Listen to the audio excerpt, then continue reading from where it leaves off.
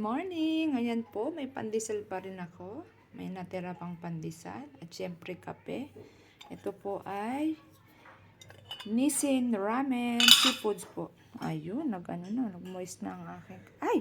Nako, yung egg. Baka mabasag. Ayan ang aking malasadong egg.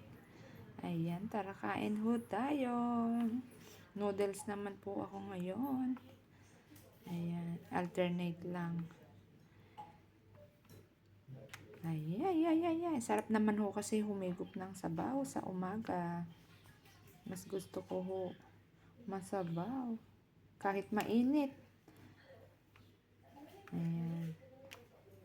Ang walang kamatayang Nissin Ramen. Seafoods Ramen. Ayan po.